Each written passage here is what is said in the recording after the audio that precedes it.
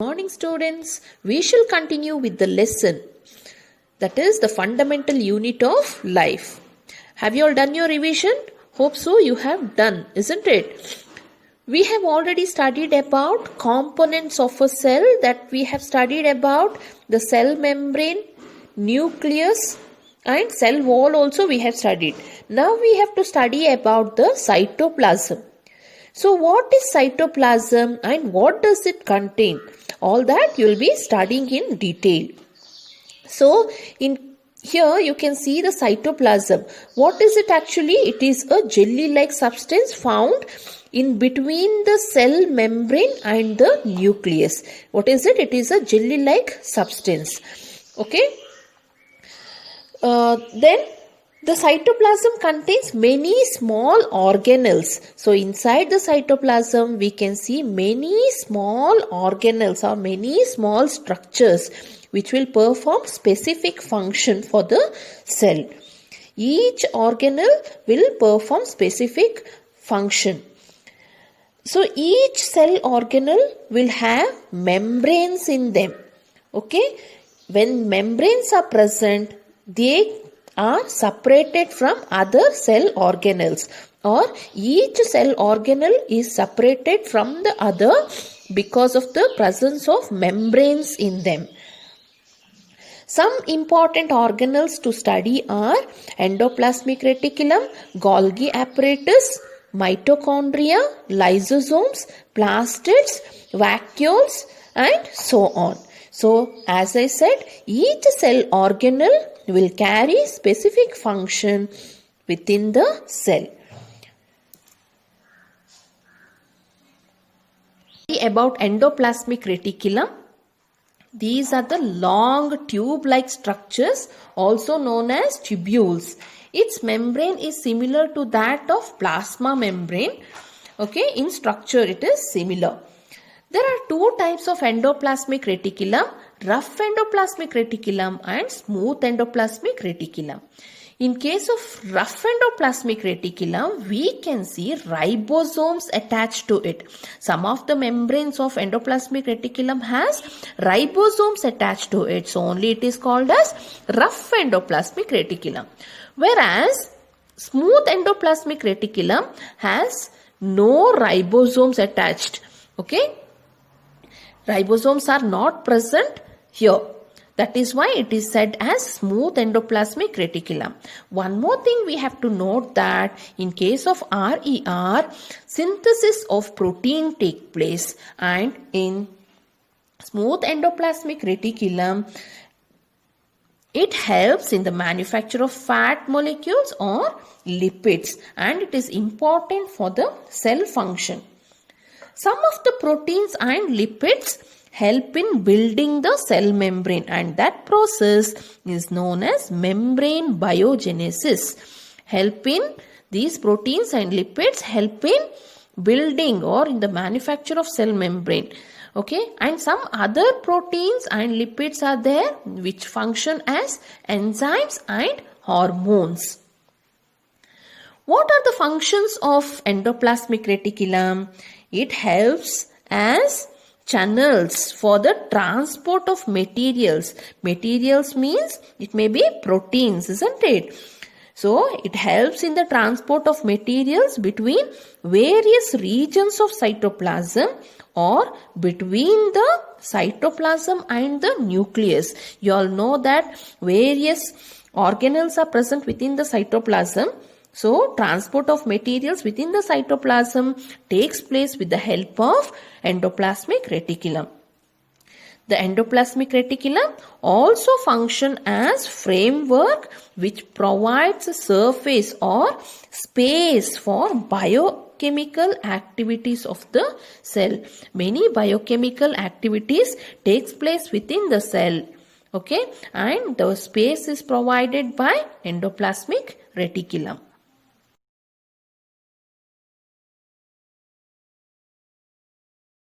Coming to Golgi apparatus, the Golgi apparatus was first discovered by Camillo Golgi. It consists of membrane-bound vesicles. Can you see the diagram? Many vesicles or the membranes are arranged parallel to each other, and these are the vesicles. Vesicles means bag-like structures or a bladder which is filled with fluid inside. And these are arranged parallel to each other in stalks called cisterns. So this may be a cistern. Here the membrane of Golgi apparatus have connection with the membrane of endoplasmic reticulum. Here this will have connection. This Golgi apparatus is connected with endoplasmic reticulum. So the materials synthesized near the endoplasmic reticulum is packaged and dispatched to various targets inside and outside the cell through Golgi apparatus. Whatever materials are synthesized by the endoplasmic reticulum, it is packaged and it is transported or it is dispatched to various targets within the cell or outside the cell also by the Golgi apparatus. It also helps in storage, modification and packaging of products in vesicles. It also helps in synthesis of complex sugar from simple sugars. Other than that, it also helps in the formation of lysosomes.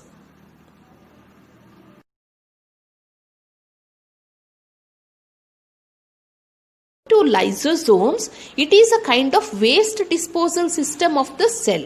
Okay, it keeps the cell clean by digesting the foreign materials and worn out or dead cell organelles. I said foreign materials. What are they? It may be bacteria or food or old cell organelles. Okay. So when these foreign materials come to lysosome, they break them into small pieces because of the presence of digestive enzymes in them. Sometimes also you have to note that these lysosomes can digest their own cell because of the damage created due to external environment.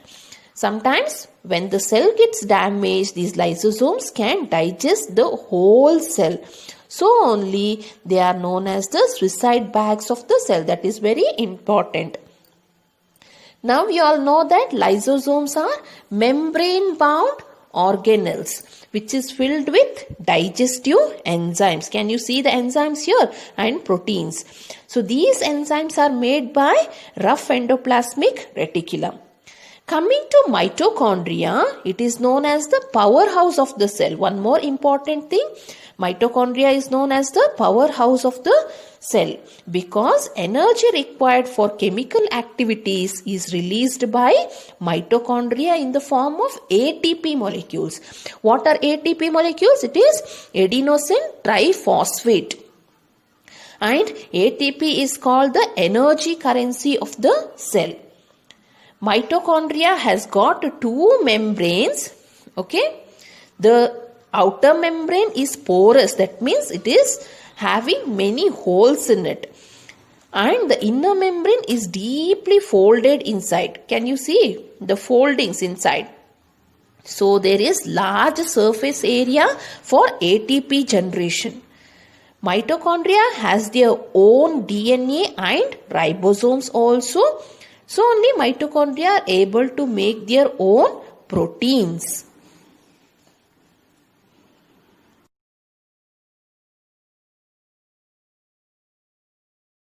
Let us study about plastids. It is present only in case of plant cells. There are two types of plastids, chromoplast, leucoplast. Chromoplast are colored plastids, whereas leucoplast are colorless plastids. Plastids containing the pigment chlorophyll are known as chloroplast. What are chloroplasts? The plastids which contain chlorophyll pigment in them are known as chloroplast. It is important for photosynthesis. You all have studied about photosynthesis in your smaller classes itself. That is preparation of food in plants. Chloroplast also contains various other pigments. It may be yellow pigments or orange pigments known as carotenoids. Leucoplasts are organelles in which materials such as starch, oil, protein granules are stored. These leucoplasts help in storing of starch or oil.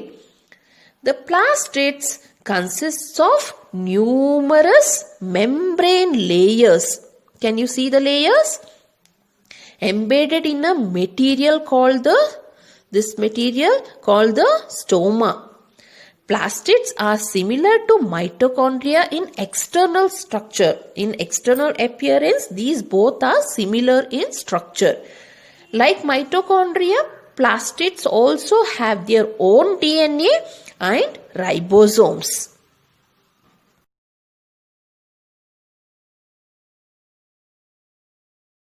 The last topic of the lesson is about the vacuoles.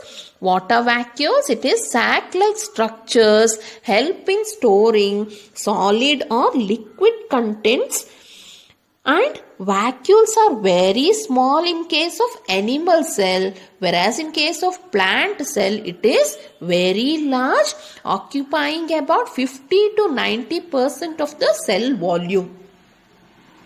In case of plant cell, the vacuoles provide turgidity and rigidity to the cell. Turgidity means the cell will be swollen, and rigidity means the plant cell cannot bend. Many substances are stored in vacuoles of plant cell, which includes amino acids, proteins and sugars. In amoeba, you all have studied about amoeba, where the food vacuoles are present and food is stored in these vacuoles.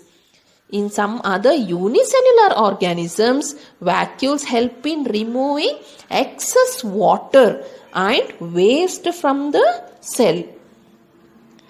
This is all about the vacuoles. You all know that vacuoles help in storing or removing water also. So, you all have studied about cell structure and function the organelles do. This helps the cell to perform functions like respiration, nutrition, excretion or forming of new proteins. So we can say that cell is the fundamental structural unit of living organisms.